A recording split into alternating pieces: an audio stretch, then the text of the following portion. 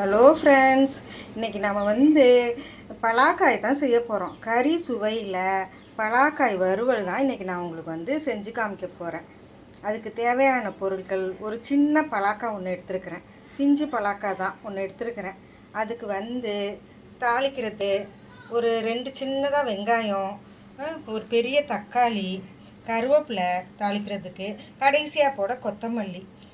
இது அரைக்கிறதுக்கு ஒரு சில்லு தேங்காய், ஒரு அரை ஸ்பூன் சீரகம், அரை ஸ்பூன் மிளகு, அரை ஸ்பூன் சோம்பு.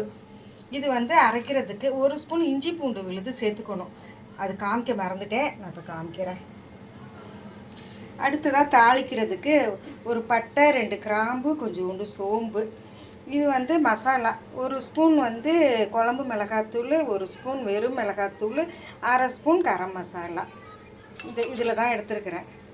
இதில் ஒரு ஸ்பூன் இஞ்சி பூண்டு பேஸ்ட்டு போட்டுக்கணும். இந்த காயை ஃபஸ்ட்டு குக்கரில் ஒரு 3லேருந்து 4 விசில் மஞ்சத்தூள், கொஞ்சோண்டு உப்பு போட்டு வேக வச்சுக்கலாம். இப்போ பாருங்கள், பலாக்காய் 3லேருந்து 4 விசில் வச்சு வேக விட்டு வச்சுருக்கிறேன். இப்போ நல்லா வெந்துருச்சு. மஞ்சத்தூள் கொஞ்சம் உப்பு போட்டு வேக வச்சு வச்சுருக்கிறேன். நல்லா வெந்துருச்சு. இப்போ தாளித்து இதையும் சேர்த்து நல்லா கிண்ட வேண்டியது தான். இங்கே பாருங்கள், தேங்காயும் எடுத்து வச்சுருந்தோம்ல அரைக்கிறதுக்கு, அதுவும் நான் அரைச்சி வச்சுட்டேன். இஞ்சி பூண்டு பேஸ்ட் அப்போ காமிக்கல, இதில் ஒரு ஸ்பூன் எடுத்து போட்டுக்கலாம். 2 குழிக்கரண்டி எண்ணெய் ஊற்றி நல்லா காஞ்சிருச்சு. காஞ்ச பிறகு இந்த பட்டை, லவங்கம் இதெல்லாம் போட்டுக்கலாம். போட்டுட்டு இப்போ வெங்காயம், தக்காளி, கருவேப்பிலை எல்லாத்தையும் போட்டு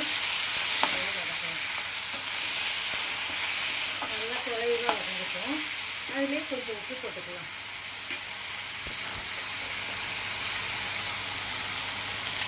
அதிலே கொஞ்சம் உப்பையும் போட்டு நல்லா வதக்கலாம். இது பாருங்கள், நல்லா வதங்கிட்டா நல்லா குழைவாக எல்லாம் நல்லா வதங்கிட பிறகு மசாலாலாம் போட்டுடலாம். அடுத்தது இஞ்சி பூண்டு பேஸ்ட்டு ஒரு ஸ்பூன் போட்டுடலாம்.